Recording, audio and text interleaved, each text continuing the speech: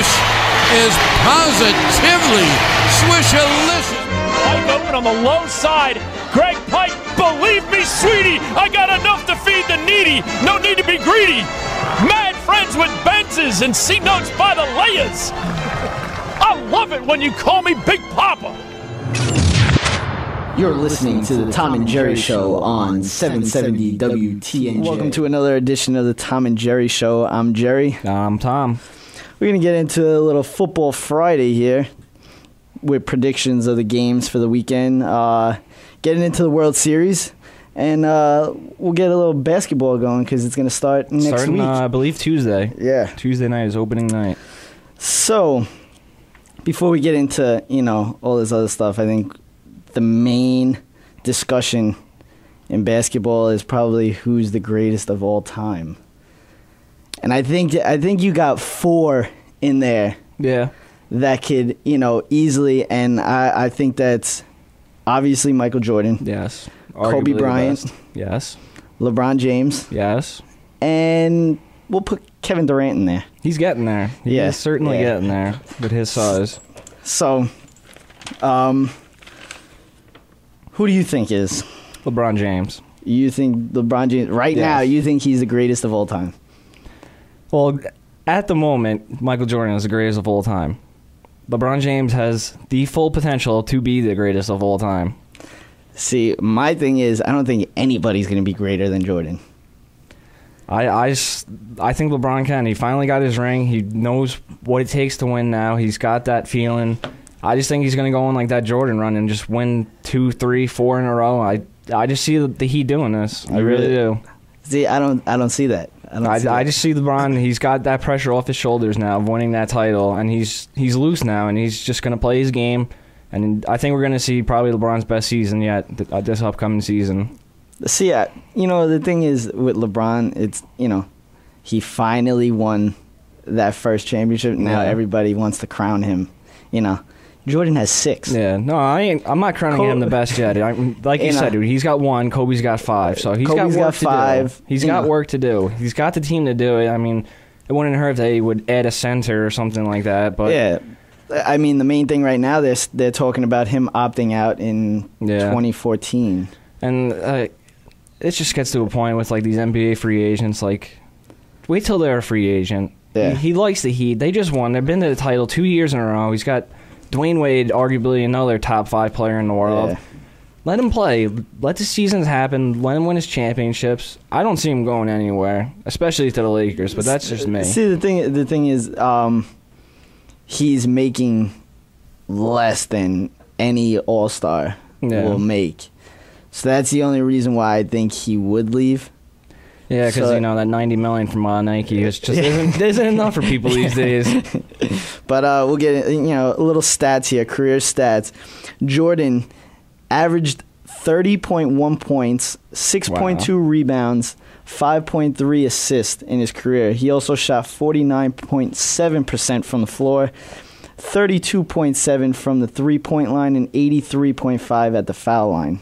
And there's just something about Jordan, like, watching him play, he knew he was the best, and he played that. Like, he was so cocky about how he played basketball, but that's just who Jordan was. And he is third in all-time scoring with 32,292, and he tops the NBA all-time list in points per game and points per game during the postseason. The one thing I see, LeBron not being able to touch is just, that swagger, that Jordan swagger. Yeah, because, the thing is, Jordan was loved by everybody. Yeah. LeBron James is hated by everybody. Yeah. Now everybody's starting to come around now because, now he's showing, but, I mean, that decision... Yeah, that was the worst thing he ever did. That's still in the it's back one thing to leave mind. Cleveland, because no one blames him for leaving Cleveland. Look at what the team became after he left. Yeah. But it's just the way that he did it. If you just first day of free agency, I'm going to Miami. Yeah. That's all you got to do. Exactly. I mean, it's nice you make a donation thing, a big event out of it, but, I mean, come on. Kobe averages 25.4 points, 5.7 rebounds, and 4.7 assists shoots 45.3% from the field, 33.7% from the three-point line, and 83.6% from the charity stripe. Now, Kobe differs from LeBron because Kobe has that Jordan swagger. Yeah. He has that swag, like that, give me the ball, like this is my game, this is... Exactly. That's where... LeBron. That's not LeBron. He's never been like that. He doesn't like taking the last shot, which... When you're a superstar, you know, everyone wants to see you take it, but he's got D-Wade. D-Wade should be taking those shots anyway. But that's Kobe's the only one that has, like, that Jordan-type swag, like, that cockiness, like that. Yeah. Give me the ball in the late. Yeah, I'm the best. I'm the best. I'm going to watch me split the D. Now, LeBron averages 27.6 points, 7.2 rebounds, and 6.9 assists per game.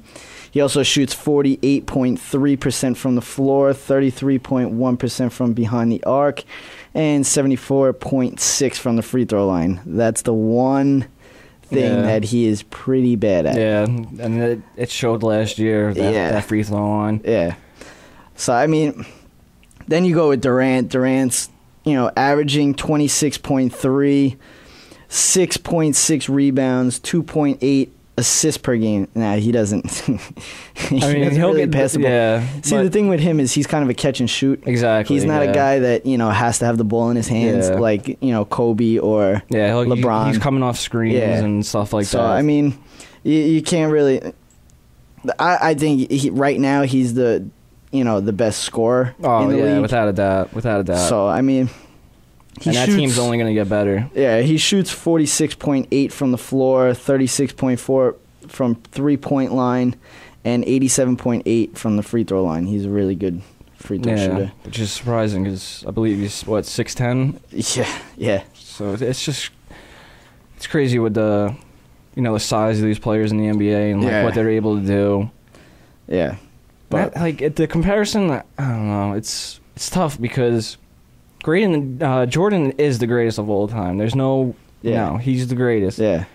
But LeBron and Kobe just have a different game. If anyone, you can compare anyone to Jordan, it's got to be Kobe. Yeah. It's the only one close. LeBron plays a completely different game than the both of them. Yeah, well, he's a small forward, and he's got the speed. He can pass the ball. He's pretty much been the point guard. He's the best passer in the league. Yeah. I have to say right now. He can rebound the ball better than both of them. Mm-hmm.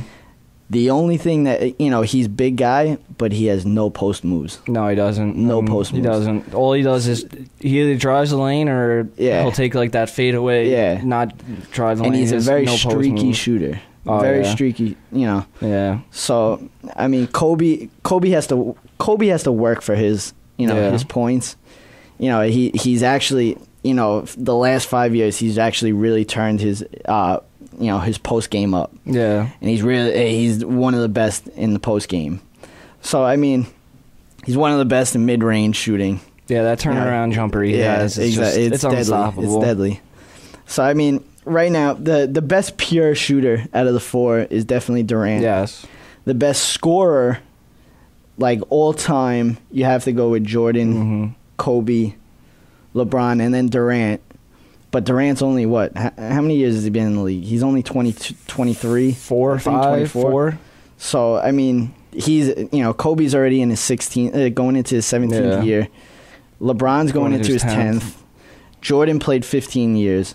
So, Durant obviously is going to, move that up, by the end of his career. Another advantage, well, not advantage, but Jordan played 4 less years because he stayed in college for 4 years, and LeBron came right out of high school. Yeah. Well, it's the same thing with Kobe. And the same thing with Kobe, too. So, I mean, Jordan did miss out on some good years he probably could have had to pad those stats that he did end up with. But the thing is that, coming out of high school, he got cut from his team. Yeah. So, I mean, now you got to think about, some of these things, the thing is with LeBron James, he has it's like he never really had to work at his game. It just came naturally. That's the sick thing about him. He's all natural. That he came out of the womb dribbling a basketball. We're not saying he doesn't work hard or he doesn't appreciate the game. It's just it's just came so easily. You know, Jordan, Kobe, they all had to work for like Kobe, his first 2 years. Yeah, LeBron was like praised coming out of high school. Yeah, exactly. Like, even in high school, he was like 10th grade. He was getting publicity. So. Exactly. So it's like, you know. But I just want to say, I was watching that the 30 for 30 the other night, Benji, and they were showing because it was the same year time as Jordan when he got the year he got drafted, and they showed like 2-3 plays of Jordan, and it's like I was speechless. He was like dunking over people. It was insane, absolutely insane. And now like defensive wise, LeBron on the ball defense is all right. He's more of a transition defender. Yeah. That guy could block anything. Oh yeah, you do not want to. Kobe, I think, is the best on-ball defender of the four. Yeah, yeah, I would agree with that. Know, so it's like, you know, it's. You know, they all have their own category. Exactly. That's what it is. They all have their own thing. You can't really pick. But I mean, like me, I still have to go with Jordan, and I don't think anybody's going to touch that. Yeah. I mean, Kobe is 5th on all-time scoring behind I think he's going to be able to move up too, right? This year? Yeah, definitely. He averages like 2,200 points a season. Yeah, okay. So, you know, Kareem is number 1 with 38, like around 38,000. Yeah. Karl Malone's around 36,000. Jordan 32.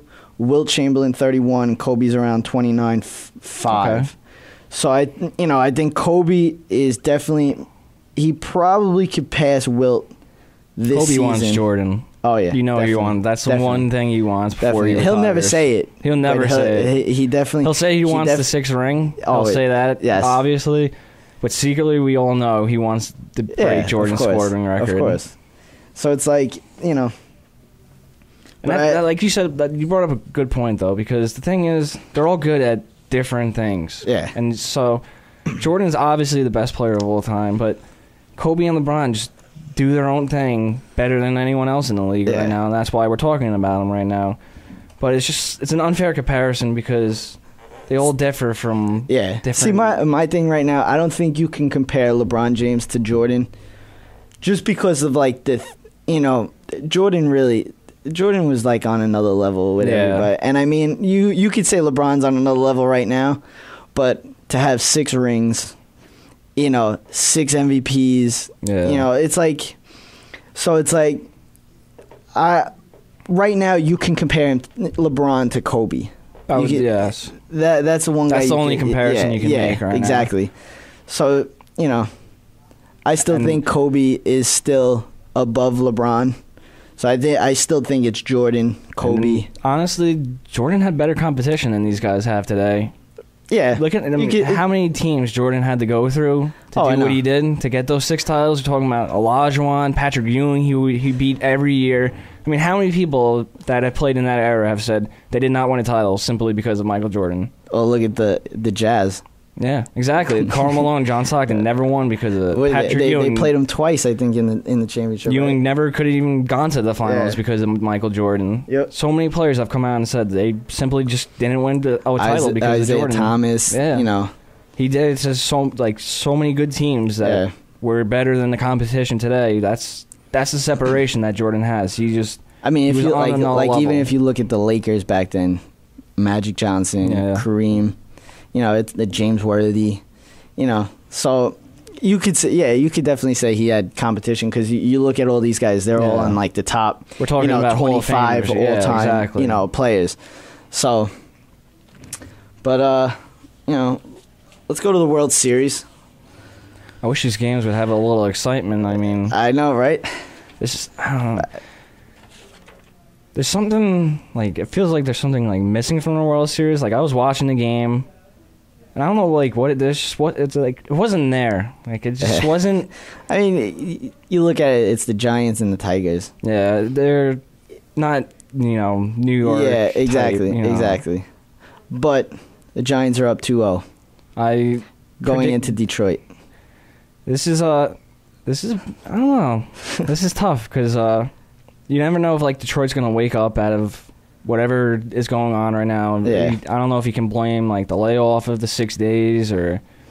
I don't think you can. See, the thing that I was most like surprised about was Game 1. Yes, I was too. To do what they did to Verlander, I've never seen that this whole season. And that's just how the Giants are gonna win when you can do that to Verlander. They won 8-3. Verlander went 4 innings, 6 hits, 5 earned runs, 4 strikeouts, and gave up 2 home runs to the same person, Pablo Sandoval. And he had, I believe, 98 pitches. Yeah. And you ready for this?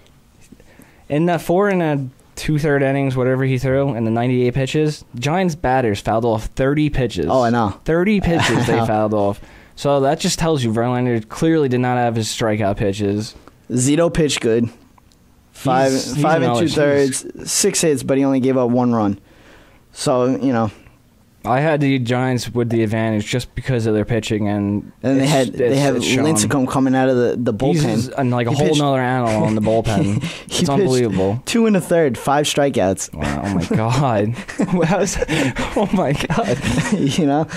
And I mean Pablo Sandoval 4 for 4, 3 runs, 3 home runs. Had a nice game. 4 RBIs yesterday.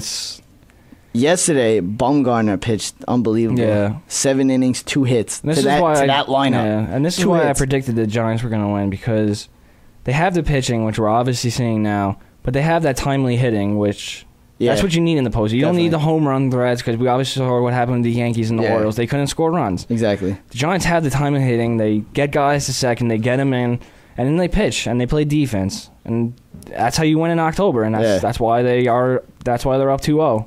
And you know what? You look at Fister's numbers. Fister pitched good. Yeah. 6 innings, 4 hits, 1 run. You can't. It's on the Tigers' offense. So, they just couldn't get anything going last night. And by the way, Fister gets hit in the head with a line drive and stays in the game. Wow, I did not see that. You didn't see that? No. Oh my god. He caught a line drive to the back of the head, stayed in, and ended up getting out of that inning. Wow. That's got to go in like a medical book somewhere. That's in beast mode. Yeah, that is true beast mode there. I think the Tigers pull this one out. Yeah, this next game out in Detroit. The crowd's gonna be going crazy. And they got Scherzer on the mound. So he's got an arm problem that. We'll see. It hasn't really affected him so far in the postseason, but I mean, we'll see. They need this game because they cannot go down 3-0. And another baseball news I heard this morning: Mariano might be retiring. I heard a little glimpse of that this morning too, with the Cashman interview, right? Yeah. So I mean that's heartbreaking for the Yankees because I mean Mariano's probably one of the best. Relievers in the game. It's safe to say he's the best closer of all time. And, and then you go into postseason, and you could even say he's the best pitcher in postseason. Oh, I mean, they showed his postseason stats. Yeah. It's like a video game. That's what it looks like. See, like the Yankees are kind of in like a bind here because they said if Rivera stays, then Soriano said he's going to opt out. Mm-hmm. Oh, okay. But now and I like honestly, I say Soriano was the MVP for the Yankees the whole season. He had a great year. So I mean, it's like kind of like you get Mariano back for maybe 1 year, maybe 1 or 2 years, and you also lose Soriano. Yeah, so it's Soriano. Like you kind of you don't know who you want. Yeah, really. that's a pretty tough call there. So. You would wish Soriano would be like a little more of a team player, but you can understand why he wants to close now because he was in the 8th inning role when he came here. Mariano got hurt. He stepped up, had a great year. He wants to be a closer again. Exactly. It's obvious. Exactly. So, got football Friday. That game, the Buccaneers, man. They're like a Jekyll and Hyde team. Yeah, exactly. It's like, I mean, Doug Martin, 2 touchdowns, 135 rushing yards, and 79 yards receiving. Wow. And that was all on that one screenplay too. That was. Did you see the stiff arm? Yeah, I mean he's just like. He has speed, man. Yeah, he's gonna be good. And the Buccaneers Freeman had a good game. Freeman.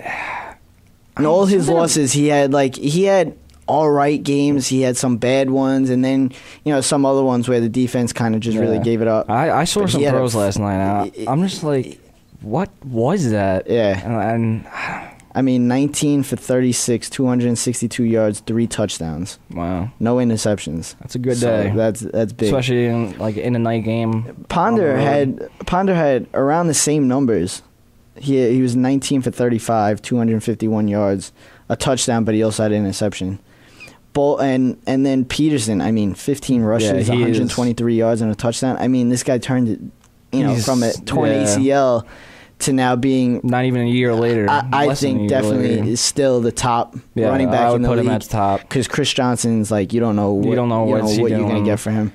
But he did have one big fumble in that game last night. And that's the risk with Peterson. But it was his first fumble since Week 16 of 2010. But he was also out. Yeah, he was also the whole year last year. So, but the Tampa Bay Buccaneers turned those 2 turnovers into 10 points, which kind of definitely was the difference of the game. You can tell the Buccaneers play hard for that head coach. Definitely. He's turned that team around. Yeah. I mean, his ways are a little different. Yeah, he definitely brings the college ways into. You could tell, you could see on his players, they want to win. He's fiery. He gets in your face. Yeah, and I think that's what they need. I mean, they came off that hot start with Raheem Morris last year. And then I think they lost, 6 in a row? I think Raheem Morris was a good coach. He was. I think they fired him a little too quick, to be honest. For what Vincent Jackson, the last couple of weeks is having ridiculous. He's really. Last week he had 250 receiving yards. Yeah, it was. So he is kind of slow though. Yeah, but he's a big boy. And he'll catch anything. He'll go up and get it. Yeah. So Percy Harvin, 7 catches, 90 yards and a touchdown. He's after those migraines the last couple of years, he's actually turning the page now. Yeah, he's showing MVP caliber. Yeah, definitely. Right now. The speed that he has is ridiculous. You hope a guy like that can stay healthy for his career because the things he can do on a football field is just unimaginable with the kick returns, the punt returns, the catches, the screens. And you can see all his catches, he's not bombing down the field, the 40. He's behind the line of scrimmage doing the screens and getting all these yards. Yeah. That's the amazing thing. So, Football Friday now. We got the first game, the Dolphins at the Jets. I'm taking the Dolphins. You going with the Dolphins? I'm going Dolphins. I don't know. I think I'm going with the Jets. The Dolphins are kind of you never know what you're going to get. The Jets are the same way. But I think Sanchez has been playing pretty well lately. He got that game last week was not his fault. No, I don't think not at all. Not at all. He had a really good game. That fumble, it's at the end of the game. It's, it's whatever. It's basically that was basically the last play of the game anyway. Yeah, exactly. So. Next game, San Diego at Cleveland. You got to go to San Diego. Honestly, I'm going Cleveland. I'm getting crazy here. Wow. I'm going Cleveland because they are in every single game they play. They really have. They are in every game they play. And San Diego's been, they're North just never they're just never something about that team. You just know they're not going to fulfill what they're supposed to be. That's a good pick, but I think I'm sticking with the Chargers cuz I just don't think Brandon Weeden could really. So that's who it comes. That's who it's been coming down to every game because the defense keeps them in every game. They just need that offensive I don't know what a wide receiver out a playmaker. Greg Little's good, but I just feel like Brandon Weeden just has some questionable throws. Yeah. He's a rookie. He's a rookie. It happens. Trent Richardson's going to be a beast. Yeah, we can all say he's going to be an absolute that beast team right now. Yeah. So. And their defense is really good. Their defense is really good. Next game, Indianapolis at Tennessee. I'm gonna go Indy. You going Indy? I'm going Indy. I'm going Tennessee. I'm feeling upset special this week for some reason. I'm going Tennessee because the way they played last week, Matt Hasselbeck, nice comeback from behind win. I could see Chris Johnson having a pretty big day. Yeah, that could be the difference. I think Tennessee's got that game. Next game, I think we can agree with this one. New England at St. Louis. Yeah, I think that's pretty fair. And I think the same thing is going to happen to St. Louis that happened last week with the Packers when they played. They're going to keep it close, but in the fourth quarter, Aaron Rodgers showed he was just better than the Rams. And I think the same thing is going to happen. It's going to be a close game because the Rams are a different team under Jeff Fisher, especially at home with that defense. Yeah, exactly. It's going to be close, but the Patriots are going to pull it off. Next game, Jacksonville at Green Bay. That is a complete blowout. Yeah, that's not even going to be close. No Maurice Jones-Drew. Wow. So I'm definitely going with Green Bay. I don't even think we have to discuss that. Yeah, that's not even worthy of talking about. And they don't even know if Blaine Gabbert's going to play because of his shoulder. He's got a torn labrum in his other shoulder, not his throwing hand. I think the Packers would prefer him to play. Yeah, the way he's been throwing. That's a complete blowout. This is going to be a good game. Atlanta at Philly. This is a big game for Philly. Very big game because with the two NFC East opponents playing each other. Honestly, I'm going with Philly in this game. Yeah, coming off the bye week, they have not lost under Andy Reid, so I'm going with the Eagles too. I mean, I don't think Atlanta is as good as everybody thinks. No, you know, I never will. I mean, yeah, they're what 6-0 now. 6-0. I don't think that they're that good. After what I saw last year, you're the 2 seed. You get your home game in the playoffs, and you get absolutely blown out. Yeah. Regardless by the Super Bowl champions, you got completely blown out of your own building. Washington at Pittsburgh. I'm going for Washington simply because I want them to win. Oh, really? Because I hate the Steelers more than anyone. All right. I don't know. I think I'm going with Washington also because I don't the way that RG3's been playing, if he can, last week he had the turnovers, pretty bad interceptions. But they happen. But he still almost beat the Giants. So he had the game. Yeah, the defense just fell apart. So I'm definitely. Steelers still got the injuries. Palomalo's out again. I think Washington takes that game. I mean, the only reason why I would take Pittsburgh is because it's at Pittsburgh. Yeah. But I just don't think. I mean, RG3 made arguably the best front four in the game. He made them look stupid. Yeah. And they even said it after the game that he basically made them look stupid. So, yeah, I think I'll agree with you with Washington. Next game, Seattle at Detroit. Now, this is tough because Seattle's a totally different team on the road than they are at home. Yeah. But the Lions are just so awful this year that I just don't know where to go with this game. For Calvin Johnson, the best wide receiver in the game right now, to have one touchdown the whole season, that's terrible. And I blame it all on Matt Stafford. There's nowhere else to put it. He's just not having a good season. Yeah, there's nowhere else and that to one put touchdown that Calvin Johnson has is from Sean Hill. Wow. So it's like, Yeah, I don't know what happened to Stafford this year. And I've said it, I just don't think he's that good. He just throws off his back foot. Yeah. He's throwing sideways. Yeah, he does his little side throw. I mean, he just misses so many throws like that he should have. Yeah. When you have clearly the best wide receiver in the league. Yeah. And you're like one of the worst teams, and what are they, 2-4 or something? Yeah. And it doesn't add up. Their defense is playing out and lights out. Yeah. They have Calvin Johnson, Brendan Pettigrew, all these weapons, and Stafford is. I mean, Nate Burleson's out for the season now, but Stafford just isn't having an absolute horrific season. I don't think this is going to be a good game, and I think it's going to be a blowout. Carolina at Chicago. Yeah, I think this is obviously going Chicago's way. Yeah, I mean Carolina's in complete turmoil right now. They have so many things going on, like not even on the football field right now with Cam Newton and all this stuff. The suggestion box. Yeah, and it's just not going good for Carolina right now. Yeah. I don't know how long Ron Rivera is going to last there with what's going on. Yeah, I'm definitely going with Chicago in that one. Oakland at KC. Game of the week right there. I think Oakland pulls it out.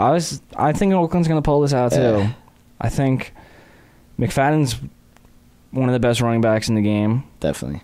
But Kansas City has one of the best running backs in the game. I just don't see Brady Quinn stepping up. Yeah. That's just what it comes down to. For me personally, I just don't see him delivering, I guess you would say. Yeah. Yeah, I'll probably go with Oakland. All right. Now, I think this is the biggest game of the week. I already know where this is headed. The Giants at the Cowboys.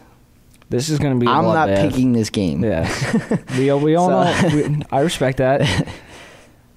So, I mean, Dallas, arguably, they just lost their best player. Yes. Arguably. I think, if not the best player, then definitely the most important player. I mean, behind Romo and DeMarcus Ware, this guy, Sean Lee. Yeah, I can't put his skill set above Ware yet. Ware is just the thing, a monster, but when you play the middle linebacker, you're the coordinator on the field for the defense. He's the coach of that defense. Exactly. And, I mean, it's a heartbreaking loss for them because, he was so important to that team. He does the little things. He makes the quick tackles. I mean, he led the Cowboys in tackles this year with 77. Wow. Number 2 is DeMarcus Ware with 43. It's a pretty big separation there. Yeah, exactly. And, I mean, the guy in pass coverage is one of the best also. So it's like, it's so hard. And I think, with Bruce Carter that they have, he's starting his first year this year. So, I mean, he's You know what I could see personally happening in this game? This game has that feel that the Cowboys don't have a running game right now. Yeah. Murray being hurt. Yeah. Jones also being hurt. Jones is going to start, though. Jones is going to... Yeah. Who would be the second string in this game? Philip Tanner. See, this game has a feel that Philip Tanner is just going to explode. That's how I feel. You know what? He has the potential to do that. That's just how I feel you always see those games, a couple of games a year like that, the team's got so many injuries to wide receiver. I mean, look at the Giants a couple of weeks ago with Andre Brown. Exactly. So the guy came out of nowhere, and that's just how I feel like this game's going to go. I think Tanner's going to have just one of those historical games, his just breakout game. I'm picking the Cowboys to win this game. See, the key for the Giants to win this game is get to Romo. Yes. And force which third they downs. didn't do. No, they did not do that in week 1. I think they had 1 sack. Well, Romo needs to stick to that game plan then, with the quick slants, quick screens. He needs to keep doing those. Exactly. And also the key for the Giants is to run the ball. If they can run the ball successfully, they can win this game. They can win this game. Because Sean Lee was so big in the run game, I think that the Giants will be able to run all over them. But Dan Connor is definitely, he has the potential to, he's not Sean Lee, but he can definitely plug up. Yeah, exactly. What he can Sean plug Lee the hole. did. So, I mean, I don't think they're going to be able to throw the ball like they usually do against any other team because the Cowboys shut that down in week 1. I mean, they're going to shut that down. It also again, is the second time that they're playing, and it is Eli Manning. You can't hate on the guy. The guy's ridiculous.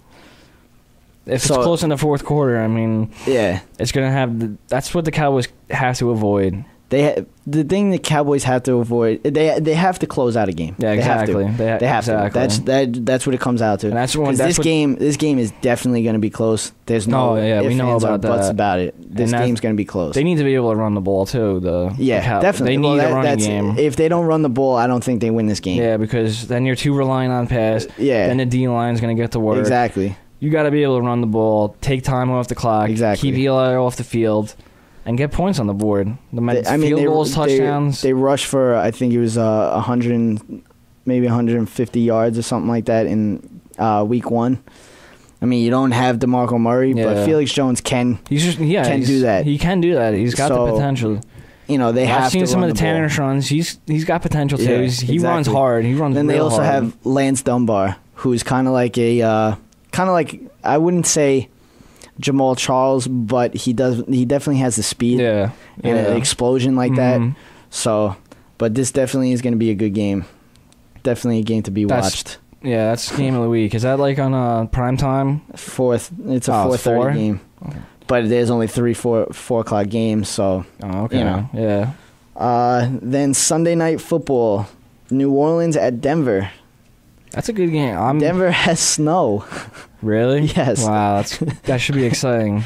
So I'm getting sick of the Broncos in prime time. It's just what is this, like their 5th game in prime time in like 7 weeks? It's getting I know it's Peyton, but like it's out of hand, man. Like put some other teams on prime time.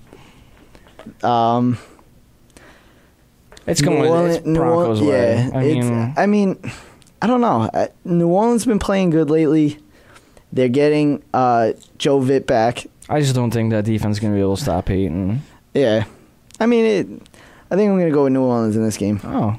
It's definitely going to be a shootout. It's got that feeling, like that definite shootout feeling. So it's going to be an exciting game to watch.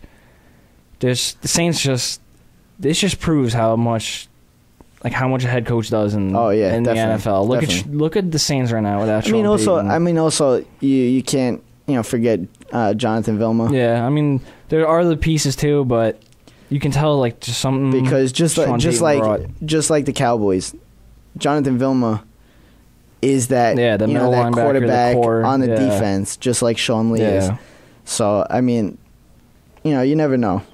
And Spagnuolo is a great defensive coach. Oh, yeah, that's definitely. The confusing thing about this. See, the thing is now, look at the season that he had with the Giants. Their Super Bowl year. I mean, the guy was giving up, the highest points in the game. Yeah, in the season, the first 4 or 5 games. Yeah, and then he ended up winning the Super Bowl. So you never know. And you probably just need time. You still got Drew Brees on the other side of the ball. So Monday Night Football, San Francisco at Arizona. That is going to be an absolute blowout also. Arizona, just like Seattle, is very tough at home. Yeah. No matter how bad their team is, they're still a tough team. 49ers have been a little shaky recently with Alex Smith. But who's going to be Arizona's quarterback? I think Cobb is still hurt, so it's going to be Skelton. So it's like, because Skelton gets hurt, Cobb gets hurt, you never know. And if it's going to be Skelton... Skelton just looks awful sometimes. I mean, I think it's just going to be a blowout. Yeah. So... I think it's going to be a rebound game for the 49ers. Yeah. They've had a couple shaky games in the past couple weeks with the close game with Seattle and losing. So, I think Harbaugh really went nuts on this team this week, and I think it's gonna show Monday. Yeah, definitely. All right, well that's it for football. Want to get into basketball? Get some predictions. Little predictions here for the season start next week. Who do you think is going to win the Eastern Conference? I think it comes down. Only one team. Yeah, it's obvious Miami. Obviously. But what I'm thinking of the rest of that playoff. What I'm thinking of is who they're going to play in the Eastern Conference Finals. That's because we know Miami's going to get there. Yeah. I'm just trying to think who has the chance to get to the Eastern Conference Finals to play them. Chicago, you never know about D-Rose with the injuries. Boston's still up there. The thing with the Eastern Conference, I think like Miami's kind of it's very weak on a pedestal. Like there's really nobody. It's very weak compared to the West. I mean, you talk about the Knicks. They're not ready. I just don't think Carmelo and Amari Stoudemire could, coexist. Yeah, exactly. I just don't think. So I don't think the Knicks.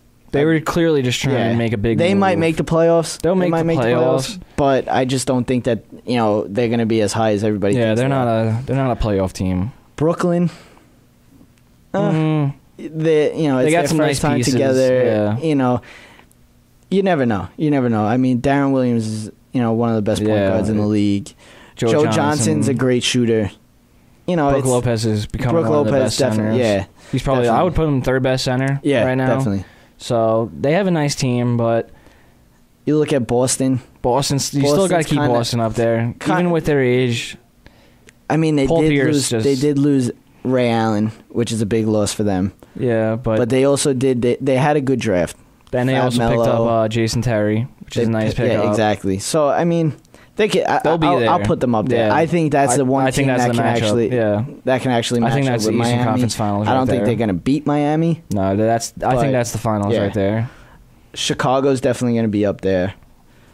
And, I mean, you look at the rest, maybe Atlanta. 76ers. I mean, I don't even put Atlanta up there because they just lost Joe Johnson. So you would have to go 76ers. You got to go 76ers, but now they're talking about Bynum missing the season opener. So, it's nice to get Bynum and all, but Andre Iguodala was the heart and soul of that team. I know. I don't know what they were thinking, but, it's whatever. Now, you look at the Western Conference. It's stacked. A bit more stacked than the Eastern Conference. It is.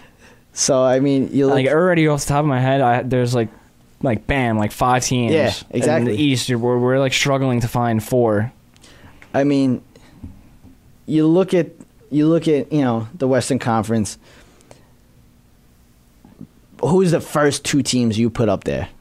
Lakers, Spurs. Well, Lakers, Thunder. Excuse me. That's who I think. That's definitely the 1 and 2. Yes. Don't know who's going to be 1, and I don't know who's going to be 2, but I think they're definitely going to be 1 and 2. And they match up very well together. With the size and the players. So, I mean, after that, I don't think anybody really, has the skill set to, match up with them. But I think they're going to be good enough to get up there into the playoffs. Now, you look at, San Antonio. I'm taking my sleeper team. my little prediction of the year.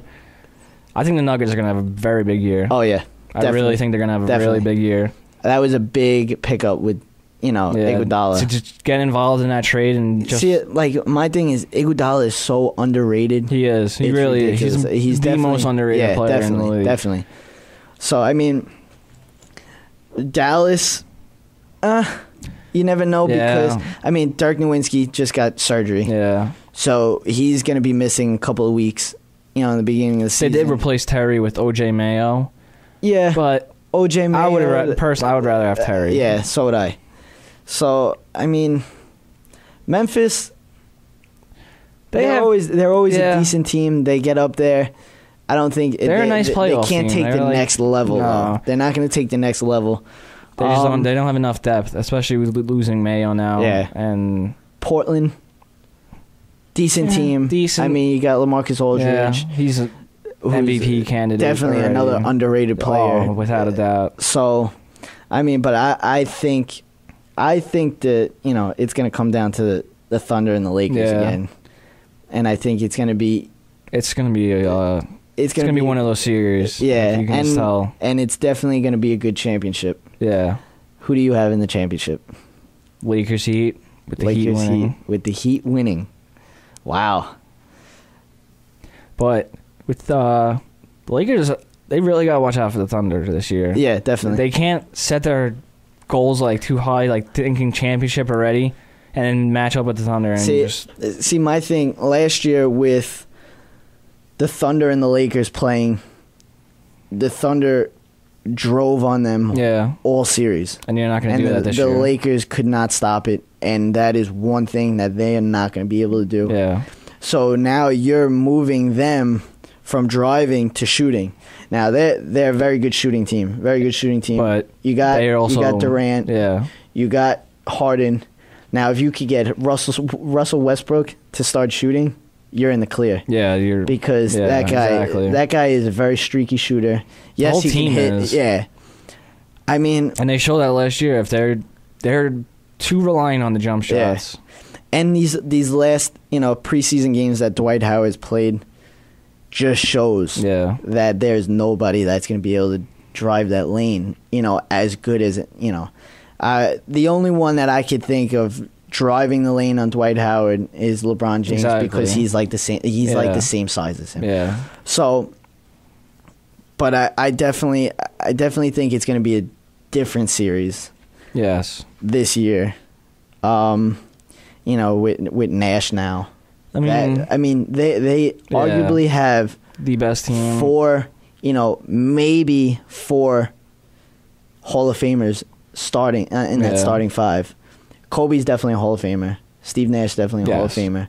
Dwight Howard's definitely going to be a Hall of Famer. Yeah, he's getting. And then you could, Pau Gasol,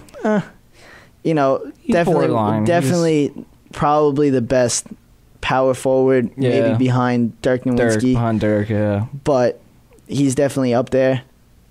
Hall of Fame, I don't know. But the other three definitely are going to be up there. The other three definite.